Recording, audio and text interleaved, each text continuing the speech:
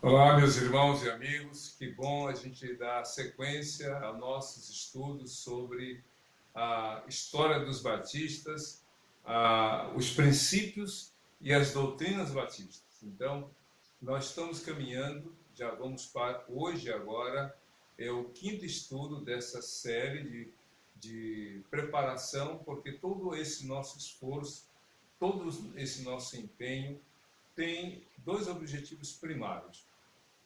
O primeiro deles é realmente nós conhecermos a razão da nossa fé. Gosto muito daquela passagem de 1 Pedro, capítulo 3, verso 15. Antes de santificar Cristo em vossos corações e estáis sempre preparados para responder com mansidão e temor a todo aquele que vos pedir a razão da esperança que é em vós. Então, esse estudo é para você, é para mim, é para todos nós.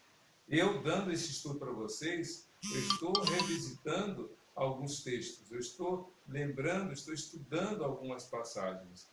Mas também é uma oportunidade para você estudar, para você aprender a coisa básica da fé cristã. E o segundo grande objetivo é realmente sermos capacitados, sermos preparados para o dia em que nós seremos examinados como congregação da Pita Barra, para que então em breve sejamos uma grande igreja em nossa cidade de Duque Caxias. Então, são esses os dois grandes objetivos: a capacitação, o fortalecimento da fé de cada um de nós e o preparo para o concílio. E o que me deixa muito satisfeito é que o que nós estamos estudando é realmente aquilo que está na palavra de Deus. Claro que a gente tem um estudo dirigido, já que ele foi sistematizado nesse material que você já conhece. Então, vamos para o nosso quinto estudo, e a quinta pergunta é muito interessante. Por que essa pergunta é pertinente? A pergunta é: por que os batistas praticam o batismo só de crentes? Por que nós, batistas, não batizamos pessoas de um modo geral, sem qualquer atitude, sem qualquer testemunho, sem qualquer realmente definição da sua fé? Por que temos essa preocupação, esse zelo, esse cuidado? Porque antes de batizar, a gente tem a oportunidade de levar a pessoa a testemunhar da sua fé. Por quê? A gente vai aprender algumas questões muito interessantes sobre o batismo. E como já falei anteriormente, durante os estudos, anote os textos. Às vezes você vai perceber que eu resumo o texto, mas por uma questão aqui de tempo, e você vai anotando também alguma coisa que você ache interessante ou que gerou dúvidas. E você pode, através do grupo de WhatsApp, colocar a sua questão, ou no privado, falando direto comigo. Se você colocar no grupo, outros vão saber de suas questões. E talvez a dúvida sua seja daquele irmão, daquela irmã, e a resposta que darei servirá também para eles. Mas se você, por alguma razão, por constrangimento, prefere fazer a sua pergunta no privado, não tem problema. Apresente sua questão e a gente vai pontuando, respondendo à medida que elas vierem, ok? Então, vamos dar sequência e responder a essa pergunta com algumas declarações muito importantes. E a primeira delas diz o seguinte: os batistas creem que a fé surge antes do batismo e não depois dele. Isso é muito importante. Nós, batistas, cremos que a fé vem antes. Ou seja, já que o batismo nele, ou antes de acontecer, a pessoa tem que dar sua profissão de fé, é natural. É óbvio que a primeira pessoa declare a sua fé e depois seja batizada. Não teria sentido a pessoa ser batizada e depois dizer, não, depois do batismo que eu me converti. Não tem sentido. A Bíblia é muito clara. E a gente vai lembrar de alguns textos, como, por exemplo, Atos capítulo 8, que fala do batismo daquele etíope. O etíope era chefe do gabinete, digamos assim, na linguagem de hoje, chefe do gabinete da rainha Candace, rainha dos etíopes. E então ele está indo pela estrada de Gaza, uma estrada deserta, na sua carruagem, e Filipe, pelo Espírito Santo, vai acompanhando e vê o etíope lendo aquele texto e pergunta. O Filipe pergunta: entendes tu o que lês? E ele responde: como é que eu vou entender se não há quem me explique? A pergunta que eu tenho é a seguinte: esse que está escrevendo essa passagem, está falando de si ou de outra pessoa? E qual era a passagem? Isaías 53. E a partir daquela passagem, diz a Bíblia, que Filipe, dentro da carruagem, explicou e pregou o evangelho. E pregou de tal modo que o próprio etíope perguntou: eis aqui, ali tem água, o que me impede que eu seja batizado? E então Filipe falou aquilo que nós batistas cremos: é necessário que você declare a sua fé em Jesus, que você crê em Jesus de todo o seu coração. Qual foi a resposta do etíope? Eu creio. E ele foi batizado. Isso em Atos capítulo 8. Em Atos capítulo 2, na primeira pregação do apóstolo Pedro, a primeira pregação da igreja primitiva não foi diferente, só mudou o contexto, só mudou alguns aspectos, mas o sistema foi o mesmo. Por quê? Pedro pregou, as pessoas se converteram, declararam sua fé em Jesus e foram batizadas quase 3.000 pessoas.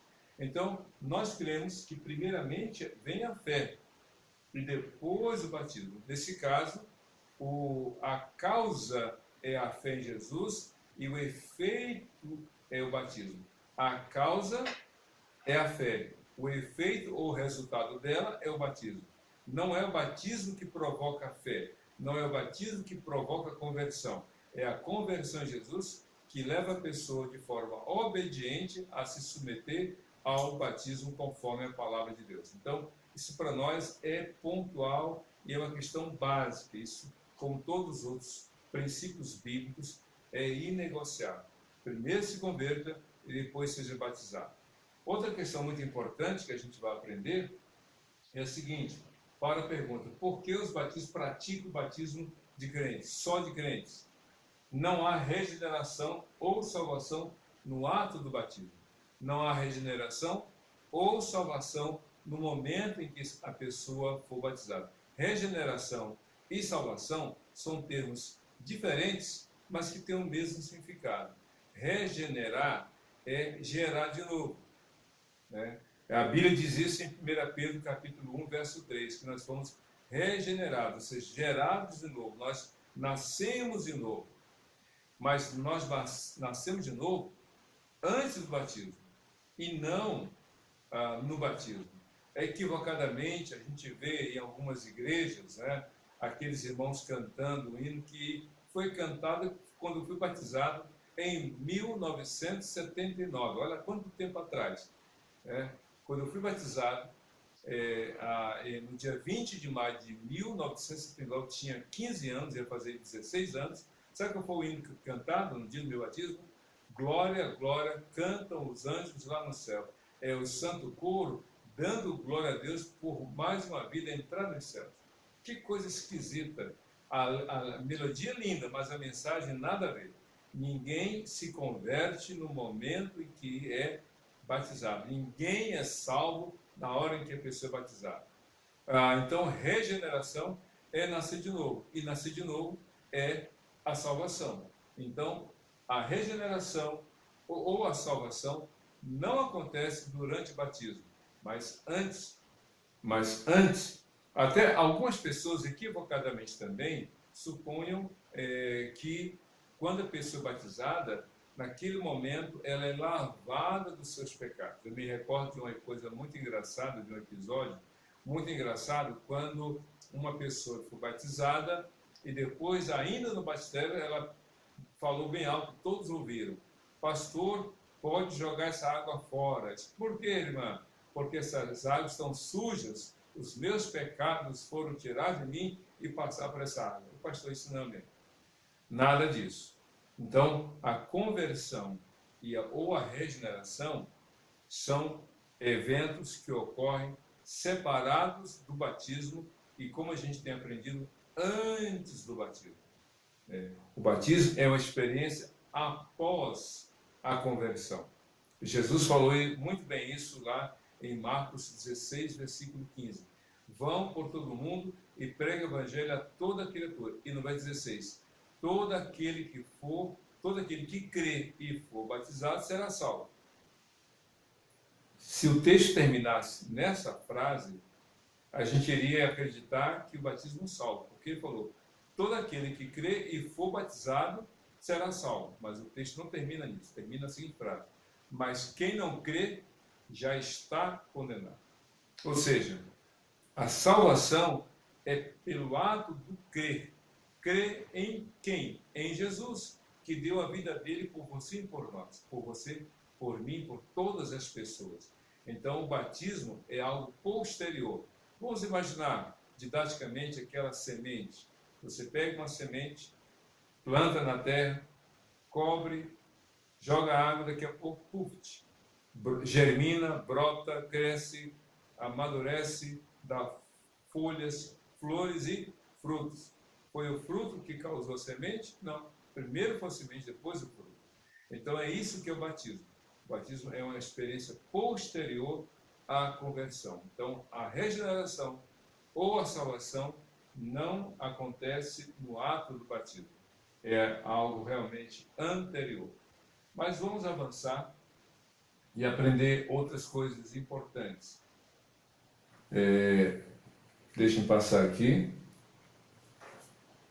Muito bem. O batismo é um ato simbólico, que significa a mudança de vida do crente. Isso é muito interessante. O batismo é um ato simbólico. Por que ato simbólico? Porque o valor do batismo não está no ato em si, mas naquilo que ele representa. Logo, o que ele representa é maior do que o ato em si. Vamos imaginar o que é a bandeira do Brasil. Você conhece a bandeira do Brasil, né? É um retângulo verde, é um losango amarelo, uma circunferência azul com uma faixa, um arco descendente, branco, e a frase ordem e progresso, e as estrelinhas lá em cima e embaixo sobre a faixa, né, sobre a faixa. Muito bem. A bandeira do Brasil é isso. Olhando assim friamente, não passa de um pedaço de pano. A grosso modo, a bandeira é um pedaço de pano. Mas ela representa a nação brasileira. E eu sou brasileiro. Eu tenho que respeitar a minha nação da qual eu faço parte. Então, logo, o símbolo é maior do que o material em si. Por isso que a bandeira é feita de vários tamanhos, de vários materiais, mas sempre respeitando o formato ou o padrão estabelecido. Então, a bandeira é um pedaço de pano, mas ela representa uma nação que tem a sua soberania reconhecida pelas demais nações. Então, o batismo é só um mergulho na água. Sim, comparado com aquele que vai ao mar, que vai à piscina, que vai ao rio ou à lagoa, você vê as pessoas mergulhando toda hora, né? 1, 2, 3, 4, 5 vezes. É um ato, é uma ação. Só que no culto, ou quando a igreja é reunida com o pastor devidamente autorizado e aquela pessoa devidamente aprovada, aquele ato de mergulhar tem um significado muito importante. Daí esse texto. O batismo é um ato simbólico. Ele representa, ele é maior do que o movimento em si. Por isso que a pessoa é batizada, como eu já falei outras vezes, é batizada. Eu já vi batismo em tina, aquele tonel de plástico ou de metal. Já vi gente batizada numa escavadeira que encheu de água e o soldado lá com o seu uniforme foi mergulhado. Eu já vi batismo lá na Rússia, onde eles, no período frio, que lá é sempre frio, eles abriram um buraco no lago e então a pessoa só de calça foi jogada, alguém segurou e tirou, pronto, foi batizado. Então, que coisa maravilhosa. Não importa se é açude, se é rio, se é lagoa, se é igarapé, se é um riacho, se é uma piscina tônica, se é uma banheira. Eu já vi igrejas que improvisam aquela banheira e a pessoa batizada, não importa. Não importa. Veja só o que Tio falou para Filipe. Eis ali a água. que impede que eu seja batizado? Aí Filipe diz, não, tem que ser uma água assim, tem que ser uma piscina assim, tem que ser um túnel, tem que ser dessa medida, com essa água, com essa cor, não. É mergulhar. Mergulhar. Ele simboliza. Mas o que simboliza? O que ele simboliza? A mudança de vida do crente. Ele simboliza a mudança de vida. Isso que é importante. O batismo, o valor dele não está no ato em si, mas naquilo que ele representa, naquilo que ele comunica. A pessoa morreu, a pessoa está dando testemunho de uma vida nova em Cristo Jesus. Você tem que dar testemunho. Se a pessoa não tem um testemunho, se ela não mudou de vida, então o batismo para ela não tem sentido. Não tem sentido. A pessoa precisa ter uma mudança de vida para ser batizado. Vamos dar um exemplo. Zaqueu, Lucas 19. Lucas 19, a Bíblia fala de Zaqueu. A Bíblia fala que Zaqueu, uma breve biografia, Zaqueu era chefe dos publicanos, ou seja, não tinha mais posto para ele alcançar, para ser promovido. Ele já tinha uma riqueza extraordinária, muitos bens. Ele tinha empregado à torta direita. Ele era bajulado pela sociedade, porque uma pessoa rica sempre tem gente ali atrás querendo um pouco das benesses. Mas ele era um homem, de alguma maneira, vazio. E ele buscou conhecer Jesus. Ele subiu numa árvore para ver Jesus, já que ele era de baixa estatura. A Bíblia fala que Jesus parou e disse, Zaqueu, desce da árvore, olhando assim, desce da árvore porque eu quero estar em tua casa. Convém que eu vá à tua casa. Além de ter falado o nome de Zaqueu, que foi uma surpresa para o próprio Zaqueu, disse, eu quero estar lá. E foi da nossa surpresa. Mas como assim? Eu sou o chefe publicano não é bem visto. E havia uma má fama sobre ele. Mas Cristo desconsiderou, ou melhor, ultrapassou, foi além daquelas circunstâncias, entrou na casa de Zaqueu, Zaqueu ofereceu uma refeição, e aí Zaqueu deu um testemunho de mudança de vida. Você acredita nisso? Senhor, eu vou pegar metade dos meus bens, vou vender e dar o dinheiro aos pobres. Aí ele fala a segunda coisa. E se eu defraudei alguém, vou devolver 4 vezes mais. Ou seja, se eu roubei de alguém, se eu fui injusto na contabilidade dos impostos, se eu pedir mais do que era devido, eu vou devolver 4 vezes mais. Sabe o que ele falou? Hoje a salvação chegou a esta casa, porque este homem é também filho de Abraão. Ou seja, Zaqueu poderia, naquele dia, não sei se foi antes daquele momento, ou se foi em outra ocasião, ele foi batizado. Ele deu testemunho de sua fé em Jesus Cristo. Ele teve a sua vida transformada. A Bíblia fala em Lucas capítulo 18 sobre algumas mulheres que serviam a Jesus. E é interessante você ver ali, eu convido você a ler Lucas 18, que algumas mulheres, Joana, e uma delas, Maria de Magdala, ou Maria Madalena, Maria da cidade de Magdala, Maria Madalena. E aí tem um detalhe, diz assim, da qual o Senhor Jesus expulsou dela 7 demônios. Aquela mulher era prostituta, tinha uma má fama, era mal vista, tinha um comportamento reprovado pelos homens, por aqueles homens corretos. Ela era explorada por homens de má índole. As mulheres de boa conduta reprovavam a vida dela, mas diz a Bíblia que aquela mulher foi liberta pelo poder de Jesus, foi transformada e certamente deu testemunho. Os 2 últimos exemplos que eu vou citar, o Gadareno. Gadareno era o nome de quem nascia em Gadara. Gadareno ou Gerazeno, dependendo da tradução da Bíblia. Pois bem, esse homem sofria de uma ação maligna. 6.000 demônios estavam naquele homem. Porque ele tinha uma legião de demônios, e uma legião de soldados romanos eram 6.000 soldados. Então, se ele disse, meu nome é legião, porque somos muitos, então havia 6.000 demônios. Ele andava nu, urrando feito animal, se ferindo de pedras e andava pelos sepulcros. E diz a Bíblia, em Marcos capítulo 5, que ninguém era capaz de contê-lo, tal era a força que ele tinha. Jesus o libertou, Jesus o transformou, e quando os moradores da cidade foram ver o que tinha acontecido com os corpos, ou por quê, viram aquele homem sentado, em sã estado de consciência, perfeito juízo, vestido, conversando.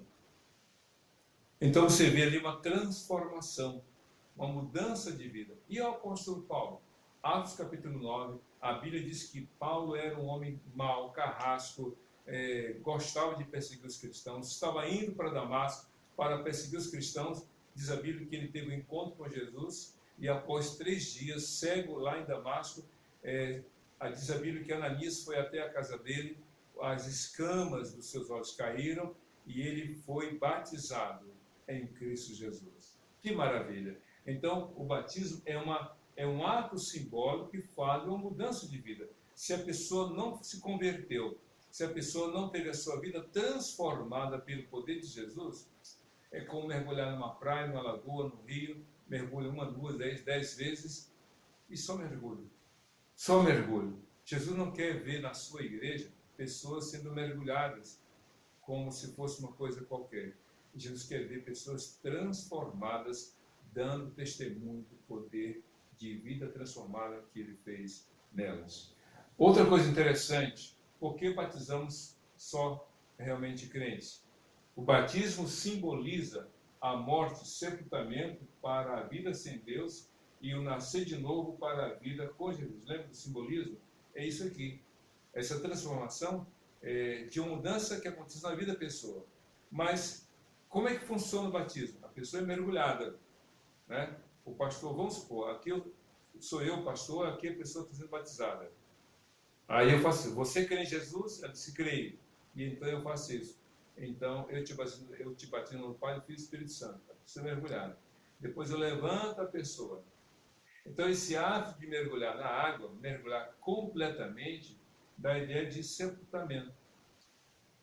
Não é preciso explicar como acontece o sepultamento. Mas o corpo inteiro é posto debaixo da terra. O corpo inteiro, né, do crente é mergulhado na água, simbolizando que ela morreu para o mundo. E quando ela emerge da água, simboliza que ela ressuscitou, nasceu de novo em Cristo Jesus. Por quê? Porque foi isso que aconteceu com Jesus. Jesus morreu na cruz e naquele dia em que ele morreu, ele foi sepultado. E ao 3º dia ele ressuscitou para nunca mais morrer. Então, assim como aconteceu com Jesus, acontece com o crente. Mas o crente, isso de modo simbólico, o crente não é sepultado na terra e após 3 dias tirado lá para dizer, olha, nasci de novo, não. Isso é simbólico. Por quê? A transformação é aqui dentro. Seu CPF não muda, a cor do seu cabelo não muda, a cor dos seus olhos, sua pele não mudam. Você é o mesmo. Mas quando você é batizado, você está dizendo, eu um dia morri para o mundo e eu nasci de novo porque Cristo mudou a minha vida. Isso que é o batismo, e é por essa razão que a gente batiza somente pessoas cristãs. Mas as 2 últimas questões, ou melhor, respostas, por que os batistas praticam o batismo de crentes, as 2 últimas respostas são também muito interessantes. Essa aqui é a seguinte: o batismo, na forma bíblica, é por imersão. Isso mesmo. Existem outras formas de batismo, não vamos entrar no mérito, não estamos aqui para criticar ninguém, nem para condenar ninguém, cada um responde pelos seus atos diante de Deus, mas nós precisamos saber o que fazemos e por que fazemos. Né? Por que nós fazemos? Qual é a base dos nossos atos? Qual é a base das nossas... Por que o nosso batismo, o batismo dos batistas, é por imersão? Porque a Bíblia fala sobre isso. A Bíblia diz que o batismo é por imersão. Se você olhar bem a palavra batismo não é uma palavra criada por nós na língua portuguesa falada no Brasil. A palavra batismo é uma palavra que foi transliterada. Por exemplo, a palavra cardia. Cardia, na língua grega, é coração. Daí, cardiologista, ou seja, aquele que estuda o coração, ou cardiopatia, doença do coração. Então, cardia é coração. Estoma, né? Estoma, na língua grega, é boca. Daí, estômago, né? Algo relacionado ao alimento, à boca. Batismo é uma palavra grega. que significa mergulho. Se houvesse uma tradução da palavra batismo, o pastor não diria: eu te batizo em nome do Pai, do Filho e do Espírito Santo. Ele diria: eu te mergulho em nome do Pai, do Filho e do Espírito Santo. Então, a palavra batismo é mergulho. E diz a Bíblia que Jesus foi batizado por imersão. Por quê? Ele entrou na água e após o seu batismo diz que ele saiu da água. Lembra do etíope? O que me importa de eu ser batizado se ali tem água? Então, é preciso um volume certo de água para que a pessoa mergulhe. É importante mergulhar o corpo para que essa água, representando a terra, seja o momento em que a pessoa é nela completamente mergulhada, dos pés à cabeça. Então, o batismo é realmente por imersão. A Bíblia apresenta exatamente ao longo, não só dos 4 evangelhos, mas em outros livros do Novo Testamento, o batismo por imersão. Qualquer outra linguagem, qualquer outra palavra ou forma que se coloque aqui, né, ou que as pessoas comunicam, a gente fica com a Bíblia. A gente fica com a Bíblia, o batismo por imersão. E a última coisa importante a considerar nesse estudo, por que os batistas praticam o batismo de crentes, é o seguinte: os batistas não batizam crianças que não tiveram condições de darem testemunho de sua fé em Jesus. Como assim? Lembra que a gente falou no início que o batismo ele não gera a fé, ele é consequência da fé. A gente falou também que a primeira pessoa se converte, dando testemunho de sua fé. Cristo mudou minha vida, para que então ela seja batizada. Um bebê não tem condições. Se você pegar quem tem bebê em casa, seja filho, filha, neto ou neta, não adianta você chegar para o netinho de 2, 3 anos: olha, netinho, netinha, ou filhinho ou filhinha, está aqui a lata de leite em pó, está aqui a mamadeira, já foi esterilizada, está aqui a água, está aqui a pazinha para mexer ou a colher, está aqui outro ingrediente, eu vou sair, vou ao mercado e você então resolva aí fazer seu alimento, sua papinha. Qual é o pai com a mãe que faz isso? Ninguém. Mas infelizmente tem inocentes, né, que estão sendo explorados, que estão sendo vítimas de más atitudes de pessoas maldosas. Abandonam as crianças ou fazem coisas erradas com as crianças. Uma criança inocente.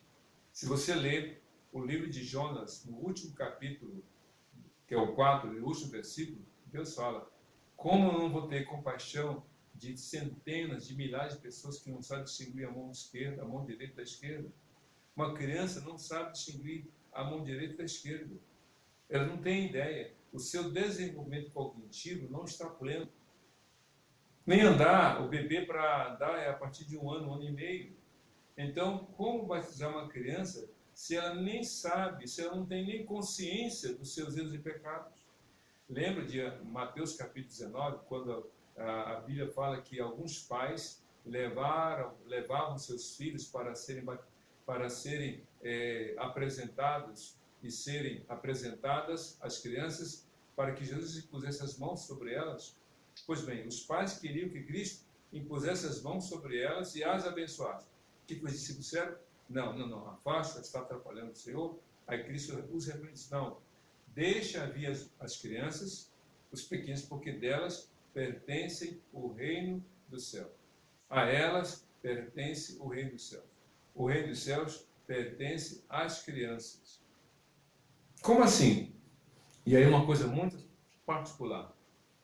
Uma criança que morre na sua fase da inocência, sem distinguir a mão direita da esquerda, sem saber o que é certo e o que é errado, sem saber o que é bom, ruim, o que é do bem, o que é do mal, essa criança é inocente. É inocente. Então é preciso que você avalie. A criança não tem como distinguir, então ela precisa ser ensinada. Mas quando uma criança morre nessa fase da inocência, ela morre salva, porque Deus é justo. Deus é justo. Então essa criança morre salva, porque embora nascida no pecado, como toda pessoa, ela ainda não fez a escolha por ele. Está dentro dela a inclinação para o mal, como diz lá, Gênesis capítulo 8, versículo 5, ou Gênesis capítulo 6, como Gênesis capítulo 8. Os dois falam da maldade desde a infância. Só que Deus é justo. Então um bebê, lembra aqueles bebês que foram mortos na época de Jesus? Herodes mandou matar as crianças de 2 anos para baixo, porque ele não sabia quem era o Filho de Deus, o Salvador. Bom, já que eu não sei quem é, então mata todo mundo. Todas as crianças lá de Belém, de 2 anos para baixo, mata todo mundo. E todas elas foram mortas, foi um infanticídio. Mas todas aquelas crianças foram salvas, porque Deus é justo. Deus é justo. Deus salva os inocentes. Agora, ele não dá desculpas, ele não aceita as desculpas daquele que tem consciência do erro e escolhe o erro. Por isso que Romanos 1, 18 diz que o homem é indesculpável. Se você ler do verso 18 ao verso 32 do livro de Romanos, você vai ver que o homem é indesculpável porque optou em adorar a criatura em vez do Criador e se deixou levar pelo pecado. Bebê não. Agora, quando chega a fase do desenvolvimento, da capacidade de avaliar, de julgar, aí é diferente. Por isso que só batizamos, nós batistas, só batizamos crianças que já tenham condições de falarem de sua fé, de testemunhar da sua fé. É claro que uma criança de 9, 10 anos não vai ter condições de dizer muitas coisas sobre a Bíblia, como um adulto que já leu a Bíblia toda tem, mas ele vai dar aquilo que é de fé. Olha, meus irmãos, a Convenção Batista do Sul dos Estados Unidos, que envia missionários para o mundo inteiro, ela chegou a dizer o seguinte, numa das suas pesquisas, que a maioria dos missionários que foram enviados para o mundo, inclusive para o Brasil, a maioria deles se converteu com menos entre 5 e 10 anos de idade. Olha só, a maioria se converteu entre 5 e 10 anos de idade. E nessa fase, essas crianças foram batizadas. Por quê? Porque deram testemunho de sua fé. Então, nós só batizamos crianças que tenham condições de dizer: eu quero Jesus como meu Senhor e o meu Salvador. E aí, quando a criança dá esse testemunho, e tem um detalhe, quando os pais aprovam, porque menor de idade não é responsável pelos seus próprios atos. Menor de idade tem alguém que responde por eles. E a igreja só batiza crianças na pré-adolescência se os pais concordarem. Se os pais não concordarem, a criança pode ter vontade, mas só os pais podem responder. Então, assim, estamos aprendendo. E eu quero, então, encerrar esse nosso estudo de hoje, que foi uma bênção, e espero que tenha sido para você muito esclarecedor. Orar por você, por mim, por todos nós, para que realmente Deus ilumine o nosso entendimento, para nós realmente aplicarmos esses conhecimentos no dia a dia da nossa vida, mostrando que a nossa fé se alicerça, se fundamenta na palavra de Deus. É irrevogável, imutável e eterna. Amém? Vamos orar então? Feche seus olhos.